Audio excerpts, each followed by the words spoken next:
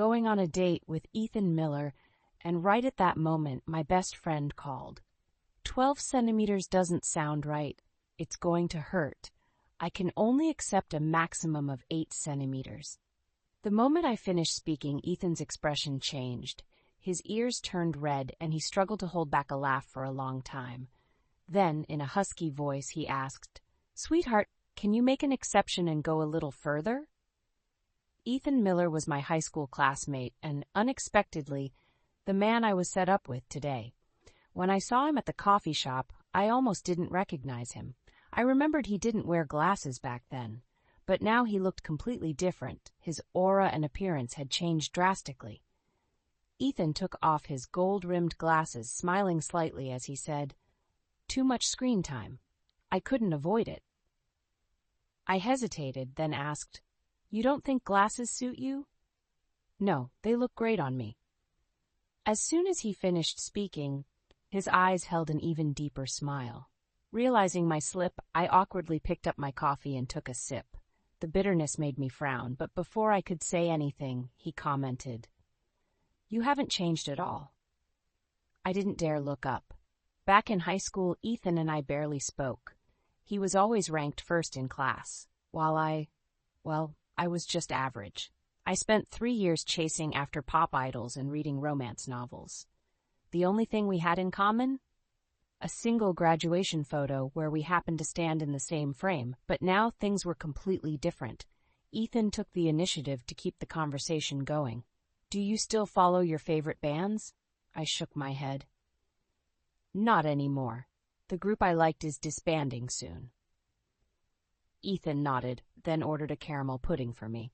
The sweet flavor softened the bitterness lingering in my mouth. I muttered a small "thank you." After about 30 minutes of conversation, he asked, "Want to watch a movie? Your choice." Ethan put away his phone and chose a family drama. Since the tickets were last minute, we didn't get the best seats and ended up in a corner. Next to us sat a young couple. As soon as the lights dimmed, they started kissing without hesitation. I felt incredibly awkward.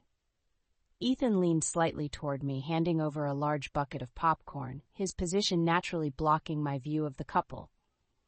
I reached out to take it, but my fingers accidentally brushed against the warmth of his hand. "Sorry."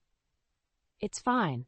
It was just a brief touch, but my heartbeat became erratic. I suddenly realized everything seemed to be moving at his pace. Thankfully, he wasn't the type to take advantage of the situation. Ethan didn't pick a horror movie just to get me to cling to him. Throughout the film, he sat properly, not making any unnecessary physical contact. However, midway through, a particularly emotional scene made me tear up. A neatly folded handkerchief was silently offered to me. My bad. I didn't read the movie description properly before choosing this. Didn't mean to make you cry on our first date. I quickly accepted the handkerchief and replied, "It's not your fault. I'm just overly sentimental." Ethan let out a soft chuckle. "You really haven't changed." I wasn't sure what he meant by that. The fabric of the handkerchief was soft, carrying a faint cedarwood scent, which oddly made me feel at ease. I whispered another, "Thank you." After the movie ended, he looked at my slightly swollen eyes, his expression unreadable. "Let's not watch this kind of movie next time." Embarrassed, I lowered my head. "Yeah, it was too emotional." "How about a comedy next time? Are you free on Wednesday night? I'll pick you up." His voice was calm, sincere. Being around him didn't make me uncomfortable. I couldn't find a reason to refuse. In the end, I agreed to a second date with him. That night, after I got home, my mom immediately noticed something was different. She glanced at my slightly swollen eyes and frowned. "Did something happen? Who made you cry?" I hurriedly shook my head. "No one. It was just the movie. It was really emotional." She didn't look convinced, narrowing her eyes as she inspected me. "Are you sure? You're not hiding something from me, are you?" I quickly waved my hands. "Really, Mom, Ethan is very nice." As soon as I finished speaking, I regretted it, too late. My mom's eyes lit up like she had just unearthed some groundbreaking gossip. Ethan? The guy you went on a date with? Oh, oh. I groaned, burying my face in my hands. Mom, please don't start. She ignored me, turning to grab her phone. I'm calling your aunt. She was the one who introduced you two, right? I need to ask her more about this young man. I gasped. Mom, stop. That's so embarrassing. She smirked but put her phone down. Fine, I won't call. But tell me, how was it? I hesitated, feeling a little shy, then mumbled. He was different from what I expected, in a good way. My mom's expression softened, and she patted my shoulder. That's good to hear. You don't have to rush anything. Just take your time and see how you feel. I nodded. After dinner, I went back to my room and flopped onto my bed. Just as I was about to scroll through my phone, a message popped up. Ethan, are your eyes feeling better? I blinked, feeling a strange warmth in my chest. Yeah, they're fine now. Thanks for the handkerchief. A moment later, another message appeared. Ethan, good. I also got you a warming eye mask. It should arrive at your place soon. Make sure to use it before bed. I stared at the message, completely stunned. Was this guy always this thoughtful? Right then, my doorbell rang. I rushed to the door, and sure enough, there was a small package waiting outside. Inside was a warming eye mask and a small bouquet of white lilies, my favorite flower. I quickly typed a reply. Ethan, you really didn't have to. It's just a little something. If I let you show up to our next date with puffy eyes, wouldn't that be my fault? I didn't know what to say to that. My heart was pounding a little too fast. I clutched the flowers close to my chest and smiled. Thank you. I'll see you Wednesday. Good night, Emily. Lying back down, I buried my face into my pillow. Oh no, this was bad. I think I might actually like him. The next morning, as soon as I stepped into the kitchen, my mom gave me the look. The one that screamed, I know something is up, and I'm not letting you leave until you spill everything. I tried to ignore it and quietly poured myself a cup of coffee. She didn't say anything at first, just casually stirred her tea, waiting. I took a sip. She raised an eyebrow. I took another sip. She smirked. I sighed. Mom, please. Please what? She said, feigning innocence. I know you're dying to say something. She chuckled, putting her cup down. I was just wondering, what's with the flowers in your room? I nearly choked. You went into my room. Your door was open, she said with a shrug. And it's not every day I see my daughter bringing home a bouquet of white lilies. You've always loved them, haven't you? I set my mug down and crossed my arms. It's just a small gift from Ethan. Mom gasped dramatically. A gift already? Oh my, things are moving fast. Mom, I groaned. It's not like that. He noticed I was upset last night and sent them to cheer me up. That's all. She hummed, clearly enjoying my embarrassment. And the eye mask? I bit my lip. That too. Her eyes twinkled with amusement. He's attentive, I sighed, rubbing my temples. Yes, he is. But can we please stop making a big deal out of it? Mom smiled, but let it go for now. That night, as I lay in bed, I found myself staring at the flowers on my nightstand. The petals were soft, pure white, and smelled faintly sweet. White lilies. It wasn't just a random bouquet, it was my favorite flower. I never told him that. How did he know? I reached for my phone, hesitating for a moment before opening my messages. Ethan. How did you know I like white lilies? A few minutes passed before my screen lit up. Ethan, I remember you once mentioned it. I blinked. I had? I tried to recall, but nothing came to mind. Ethan, you were probably just talking to a friend, but I happened to overhear. I remembered. Something unfamiliar stirred in my chest.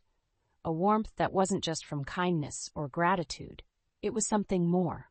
I placed the phone on my chest, staring up at the ceiling. I had gone on dates before. Some guys had sent flowers, texted sweet things, done thoughtful gestures. But this was different. Ethan hadn't just been nice to me. He had noticed me. And for the first time, that thought made my heart race. Wednesday night arrived sooner than I expected. As I stepped out of my apartment building, Ethan was already waiting by his car.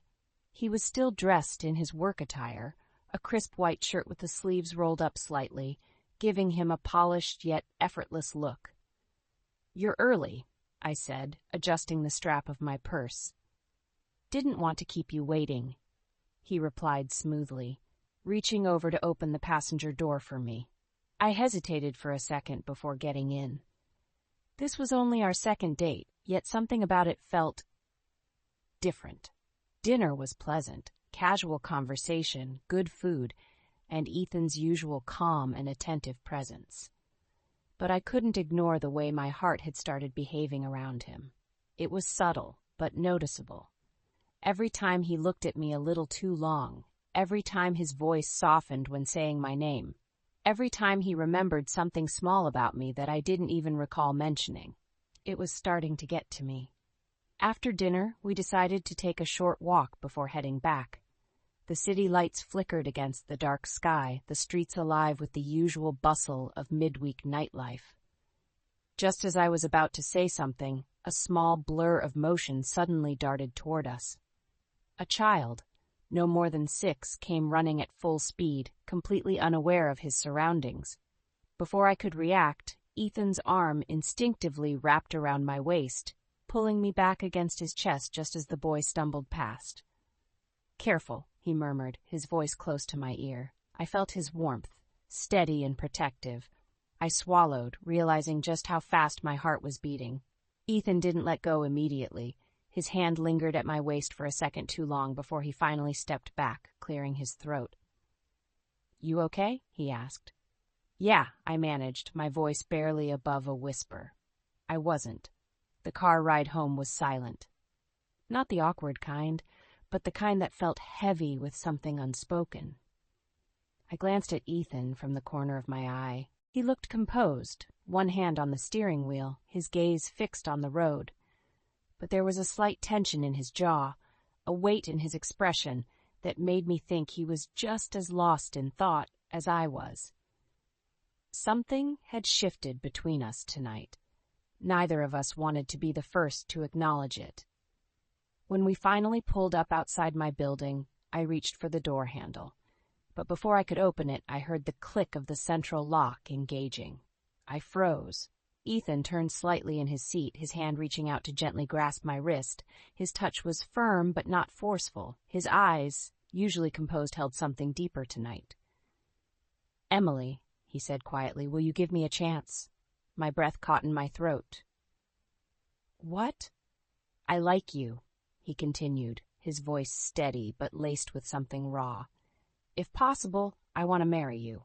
I stared at him, completely caught off guard. Of all the things I had imagined happening tonight, this had never even crossed my mind. I opened my mouth, but no words came out. Ethan's confession hung between us, heavy and unshakable. I couldn't process it, not yet. I felt his hand loosen around my wrist, giving me space, as if he already knew I wasn't ready to answer. "You don't have to say anything now," he said, his voice calm. "I just wanted you to know." I nodded slowly, fingers tightening around the door handle. "Good night, Ethan," I murmured before stepping out of the car. He didn't try to stop me. That night, I tossed and turned in bed, unable to sleep. His words kept echoing in my mind. "If possible, I want to marry you." It wasn't just a casual confession. Ethan wasn't the type to say things lightly. He had meant every word. I sighed, running a hand through my hair. Maybe I was overthinking it. Maybe. My thoughts halted when I noticed something outside my window. A shadowed figure stood near the entrance of my apartment building. My stomach twisted. Who? Then I recognized the familiar broad shoulders, the way he stood with his hands in his coat pockets. Ethan. Frowning, I grabbed my phone and quickly dialed his number. His voice came through almost immediately. "Still awake?" he asked, as if he hadn't been standing outside for who knows how long. "I could ask you the same thing," I shot back. "Why are you still here?" There was a slight pause before he answered. "I was afraid you'd wake up and regret being with me." I sucked in a breath. His voice was soft, barely above a whisper, but there was something raw beneath it, something vulnerable. I swallowed past the lump in my throat and glanced at the clock. It was past midnight. Without another word, I grabbed my father's old coat from the closet and rushed downstairs. The night air was freezing as I stepped out of the building.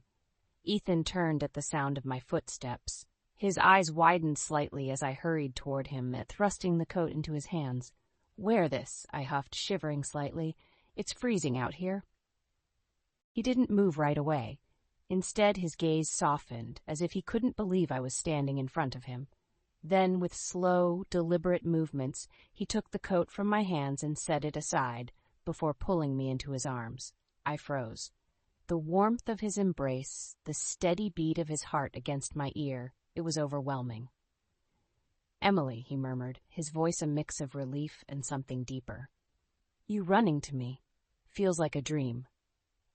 I closed my eyes, my fingers unconsciously gripping the fabric of his shirt. I didn't know what this feeling was, but for the first time, I didn't want to run away from it. Days passed, but the memory of that night never left me. Ethan didn't bring up his confession again, nor did he pressure me for an answer. Instead, he stayed by my side, patient as ever. He still texted me good night. He still noticed the little things, like how I took my coffee or how I always shivered first before admitting I was cold. He still made me feel seen, and maybe that's what terrified me the most, because I was starting to realize this wasn't just a fleeting feeling. I cared about him, more than I had let myself believe. It happened on a Friday night. I had just gotten home from work when my doorbell rang. When I opened it, I froze. Ethan stood there, a bouquet of deep red roses in his hands. For a second, I forgot how to breathe. "Ethan, what?" Before I could finish, he slowly knelt down in front of me. My heart stopped. The world stopped. Everything stopped. "You might think I'm moving too fast," he said softly, looking up at me with steady eyes, "but I've imagined this moment for years." The roses, his presence, the quiet certainty in his voice, everything felt unreal. "Emily," he continued, "will you marry me?" I stared. The logical part of my brain screamed that this was crazy, that this was too soon, that we had barely started, but then I saw it. The way his hands clenched slightly, as if bracing for rejection, the way his breathing was just a little too careful, the way he waited. Not because he was afraid of my answer, but because he was willing to wait for as long as it took, and suddenly, I knew. This wasn't too fast, this had started a long time ago. My lips parted. "Yes." His eyes widened just for a split second before pure, unfiltered relief washed over his face. He let out a breath as if he had been holding it for years. Then, without hesitation, he stood, pulling me into his arms. I barely had time to react before he whispered against my hair, "I've loved you since high school." I froze. Slowly, I pulled back to look at him. "What?" He let out a quiet chuckle. "I never had the courage to tell you. You probably never noticed, but I did. I noticed everything about you, Emily." His voice was calm, but there was something in his gaze, something raw, something real. "I used to watch you from the back of the classroom, wondering if you'd ever turn around and see me, wondering if I'd ever have the right to stand beside you." I shook my head in disbelief. "Ethan, I never knew." "I know," he murmured, brushing a loose strand of hair behind my ear. "But that's okay, because now you do." My chest ached, but in the best way possible. I didn't know what to say, so instead I kissed him, and in that moment I knew. This was it. This had always been it. Telling my family about the engagement was an event in itself. The moment I broke the news, my mom practically screamed. "Oh my God, Emily, are you serious?" "Well, yeah, I'm wearing the ring, aren't I?" I lifted my hand as proof. She gasped dramatically, grabbing my hand to inspect it like it was some rare artifact. "He has good taste. Look at this. Ethan really knows what he's doing." My dad, on the other hand, was much quieter. He just sat there, arms crossed, studying me for a long moment before finally asking, "Are you happy?" The question caught me off guard, because the answer came so easily. Yeah, I really am. His gaze softened, and that was all it took. The next thing I knew, my mom was calling every relative in existence to share the news, and I had officially lost control of the situation. The next day, my best friend Lisa called me the second she heard. Okay, first of all, what? Second of all, what? Third? Lisa, breathe. No, you breathe. You just got engaged. What happened to, oh, I don't know if I like him that way? Now you're out here getting a fiancé? I groaned. Look, things just happened. Lisa wasn't buying it. And you're sure about this? I mean, have you checked if he's hiding any deep, dark secrets? You sure he's normal? Lisa. Hey, I'm just saying, guys who are this perfect usually turn out to be serial killers in disguise. You know, statistically speaking. I rolled my eyes. Ethan is not a serial killer. Fine, but if he starts acting suspicious, I'm calling the FBI. I laughed, shaking my head. Through it all, Ethan remained the same, steady, patient, and endlessly thoughtful. He never rushed me with wedding decisions, never pressured me into anything. He just let me be. And maybe that's why I fell for him even more. Because he wasn't just someone I loved, he was someone I trusted. Someone who saw me for exactly who I was, and still chose me. The wedding day arrived faster than I expected. The venue was breathtaking. Soft white drapes cascading from the ceiling, candlelight flickering along the aisle, and a floral arrangement that smelled like a dream. I should have been nervous, but I wasn't. Because at the end of that aisle, waiting for me, was Ethan. The ceremony went by in a blur of emotions. I barely remembered the vows, the applause, the soft music playing in the background. What I did remember, clear as day, was Ethan's face as I walked toward him. He looked at me like I was the only thing that mattered in this world. And then, just as the officiant announced us husband and wife, I saw it. The way his lips pressed together, the way his shoulders tensed, the way his fingers curled slightly as if holding something back. And then, a single tear fell. My breath caught. Ethan Miller, always composed, always in control, was crying. The moment was so quiet, so intimate, that for a second it felt like it was just the two of us in that room. I squeezed his hand gently, silently asking if he was okay. He exhaled shakily, nodding once before pulling me into the softest, most reverent kiss I had ever felt. The real weight of the moment didn't hit me until later, during the reception. We stood in front of my parents, about to thank them for everything. Ethan hesitated. I turned to him, confused, until I noticed the way he was clenching his fists, his breath uneven, and then, in a voice barely above a whisper, he said, "Mom, Dad." My heart clenched. His voice shook, not out of hesitation, but because he had never said those words before. He had never had a real family of his own, and now, for the first time, he did. My mother, always so strong, had tears in her eyes as she pulled Ethan into a hug. "Welcome to the family, son," my father patted his back, nodding firmly. Ethan closed his eyes for a brief moment, as if memorizing this feeling, and right then, I knew. This was the first time in his life that he truly felt like he belonged. I reached for his hand, intertwining our fingers. He turned to me, his gaze still damp with emotion. "From now on, I'll be your family," I whispered, squeezing his hand. "Always." His fingers tightened around mine, and in that moment I felt his unspoken response. "I know." That night, the warmth of the candlelight cast soft shadows across the room. Ethan and I stood in the center, facing each other. No more ceremony, no more guests, just us. He reached for me, his hands gentle, as if I were something fragile, something precious. "Are you nervous?" he asked softly. I shook my head. "No, because it's you." A slow smile tugged at his lips before he kissed me, deep, unhurried, and filled with so much tenderness that it made my chest ache. That night, Ethan held me like I was his entire world. And maybe, just maybe, I was. Married life with Ethan was effortless.